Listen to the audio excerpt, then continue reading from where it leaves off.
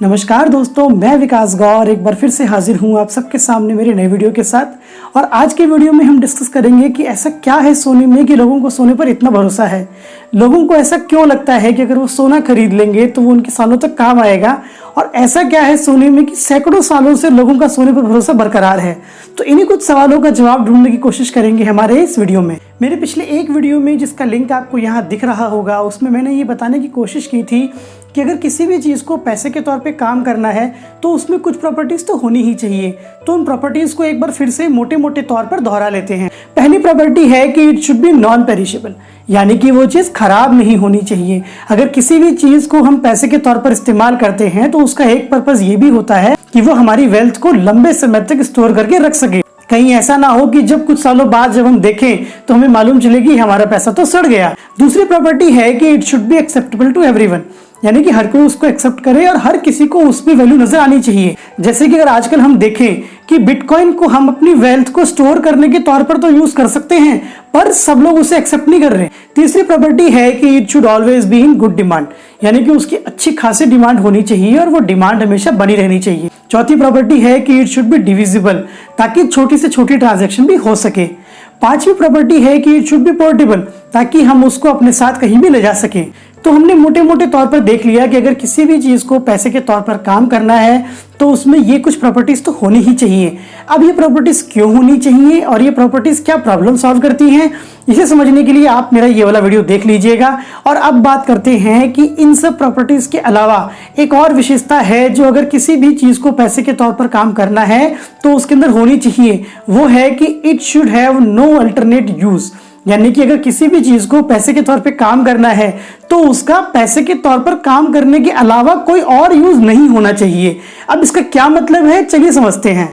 पुराने जमाने में बहुत समय तक अनाज को पैसे के तौर पर इस्तेमाल किया जाता था और राजा महाराजा अनाज के तौर पर ही टैक्स लिया करते थे और अपनी सेना को और कारीगरों को अनाज के तौर पर ही पेमेंट किया करते थे।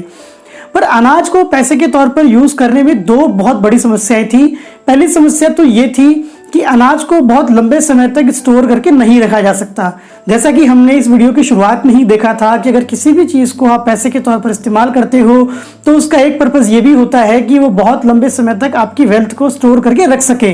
पर अनाज के साथ ये नहीं हो सकता था क्योंकि वो जल्दी सड़ जाता था। दूसरी बड़ी प्रॉब्लम ये थी कि अनाज का प्राइमरी यूज था लोगों का पेट भरना। अब अनाज पैसे के तौर पर इस्तेमाल तो हो रहा था पर उसका प्राइमरी यूज तो खाने के तौर पर ही किया जाता था। अब क्योंकि अनाज पैसे के तौर पर भी इस्तेमाल हो रहा था तो कई बार ऐसा होता था कि लोग धन के तौर पर बहुत सारा अनाज जमा कर लेते थे, जिससे खाने के लिए लोगों को अनाज नहीं मिल पाता था। और पुराने जमाने में अक्सर ऐसा होता था कि राजा के भंडार तो भरे रहते थे अनाज से, पर राज्य में लोग भूख से मरते रहते थे क्योंकि ओपन मार्केट में पर्याप्त अनाज नहीं मिलता था। तो इन दोनों बड़ी समस्याओं की वजह से लोगों ने सोचा कि यार अनाज को पैसे के तौर पर इस्तेमाल करना ठीक नहीं है, और फिर लोगों ने मूव ऑन किया मेटल कॉइन्स की तरफ। अब मेटल कॉइन्स को भी पैसे के तौर पर इस्तेमाल करने में कुछ बड़ी समस्याएं थी, चलिए उन्हें समझने की कोशिश करते हैं। पहली प्रॉब्लम तो ये कि कॉपर और आयरन जैसे मेटल्स बहुत रिएक्टिव होते थे और वातावरण में मौजूद नमी के कारण उनमें जंग लग जाता था, जिससे कि वो खराब हो जाते थे। अब खराब हो जाने के कारण उनकी चमक तो चली ही जाती थी और साथ ही में उनमें मेटल कंटेंट जो होता था वो भी कम हो जाता था। इस कारण वो अपनी वैल्यू लूज कर देते थे और इसीलिए बहुत लंबे समय तक वो वेल्थ को स्टोर करने के उपयोग में नहीं आ सकते थे। दूसरी बड़ी समस्या ये थी कि मेटल्स का भी उपयोग मुख्यतः बर्तन और औजार बनाने के लिए किया जाता था। मतलब कि अनाज की तरह इनका भी प्राइमरी यूज कुछ और था, और अगर लोग धन के तौर पर इनका संचय शुरू कर देते तो मार्केट में इनके प्राइमरी यूज के लिए इनकी कमी हो जाती। एक और बड़ी समस्या ये थी कि जैसे जैसे मेटलर्जी टेक्नोलॉजी का विकास हुआ वैसे इन मेटल्स की सप्लाई अचानक से बढ़ने लगी, और जिस चीज को हम पैसे के तौर पर इस्तेमाल कर रहे हैं अगर उसकी सप्लाई अचानक से बढ़ जाती है तो उसकी वैल्यू घट जाती है। और यही वजह है कि हमारी सरकारें जितना मर्जी चाहे उतना पैसा नहीं छाप सकती।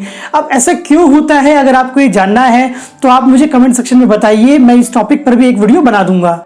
तो अब तक हमने देखा कि अनाज और धातुओं के सिक्कों को पैसे के तौर पर इस्तेमाल करने में कुछ बहुत बड़ी समस्याएं आ रही थी। अब इन समस्याओं से हमें निजात दिलाएगा कौन, इन समस्याओं से हमें बचाएगा कौन? जी हाँ, आपने सही सोचा, हमारा प्यारा सोना। एक जो बड़ी वजह है कि सोना अपनी वैल्यू सैकड़ों सालों तक बरकरार रख सकता है, वो इसलिए कि ये नॉन रिएक्टिव मेटल है, इसमें जंग नहीं लगता। इसी कारण से हजारों साल पहले भी जो सोना खदानों से निकाला गया था वो आज भी सर्कुलेशन में है। और इसका मतलब ये है कि अगर आपके किसी पूर्वज ने आपके लिए सैकड़ों साल पहले से भी कोई सोना छोड़ रखा है तो वो आज भी वैल्यूएबल है। और इसी वजह से पीढ़ी दर पीढ़ी लोग अपनी वेल्थ को स्टोर करने के लिए सोने पर भरोसा दिखाते हैं। दूसरी बड़ी वजह यह है कि इसका कोई भी अल्टरनेटिव यूज नहीं है, इसका कोई भी इंडस्ट्रियल यूज नहीं है, निकम्मा है सोना। अगर लोग अनाज की जमाखोरी करते तो खाने के लिए उसकी कमी पड़ जाती, अगर लोग कॉपर और आयरन की जमाखोरी करते तो बर्तन और औजार बनाने के लिए इनकी कमी हो जाती। पर अगर लोग सोने की जमाखोरी करते हैं तो किसी को भी कोई प्रॉब्लम नहीं होती, क्योंकि निकम्मा है हमारा सोना। इसका कोई और काम नहीं है सिवाय हमारी तिजोरियों में पड़े रहने के। और इसी वजह से, अपने इसी निकम्मेपन की वजह से ये लोगों के लिए बहुत काम की चीज साबित हुआ है। एक और खूबी जो हमारे सोने में है वो है इसकी डेंसिटी, यानी कि घनत्व। सोना बहुत घना होता है। अगर हम तांबे और चांदी के साथ में इसका कंपैरिजन करें तो हम पाएंगे कि 1 मीटर क्यूब में, इसका मतलब है कि अगर मैं टैंक बनाऊं जिसकी लंबाई भी 1 मीटर है, चौड़ाई भी 1 मीटर है और जिसकी ऊंचाई भी 1 मीटर है, तो उस 1 मीटर क्यूब में तांबा आता है 9000 किलो, चांदी आती है 10,000 किलो, पर सोना आता है 20,000 किलो। इसका मतलब इन दोनों का डबल या डबल से भी ज्यादा। और इसी वजह से आप बहुत छोटी सी जगह में भी बहुत सारा सोना भर सकते हो और आप सोने के तौर पर बहुत सारी वैल्यू को मूव करवा सकते हो। एक और जो बहुत बहुत महत्वपूर्ण फैक्टर रहा है सोने की वैल्यू को सैकड़ों सालों से बरकरार रखने में, वो ये कि इसकी सप्लाई लगभग कांस्टेंट रही है। हर साल इसकी सप्लाई सिर्फ 1-2% से ही बढ़ती है और इतिहास में कभी भी ऐसा नहीं हुआ कि इसकी सप्लाई अचानक से बढ़ गई हो। यहाँ तक कि 1850 के दशक में जब अमेरिका के कैलिफोर्निया में नया सोना पाया गया था और जिसे लेजेंडरी गोल्ड रश कहा जाता है, कि जब गोल्ड रश शुरू हो गया था और दुनिया के कोने कोने से लोग वहां पर जा रहे थे अपनी किस्मत आजमाने ताकि उन्हें भी खुदाई में कुछ सोना मिल जाए, उस समय भी लेजेंडरी गोल्ड रश के टाइम पर भी सोने की जो सप्लाई थी वो 5-6% से ज्यादा नहीं बढ़ी थी। और इस बेहद लिमिटेड सप्लाई के कारण ही सोना सैकड़ों सालों से अपनी वैल्यू बरकरार रखने में कामयाब रहा है। तो ये सब थे वो फैक्टर जिनकी वजह से सोना सैकड़ों सालों से हमारी वेल्थ को स्टोर करने के काम आ रहा है। और अगर सच में देखा जाए तो हमारी वेल्थ को स्टोर करने के अलावा इसका और कोई काम है ही नहीं। तो ये था मेरा वीडियो आपको कैसा लगा कमेंट सेक्शन में जरूर बताइएगा। और अगर आपको वीडियो अच्छा लगा है तो मेरे वीडियो को लाइक कीजिएगा, मेरे चैनल को सब्सक्राइब कीजिएगा अगर आपने नहीं किया अब तक तो, और अपने दोस्तों को, रिश्तेदारों को मेरे चैनल के बारे में बताइएगा। जल्दी मिलता हूँ आपसे मेरी नई वीडियो के साथ में, तब तक अपना बेहद ख्याल रखिए।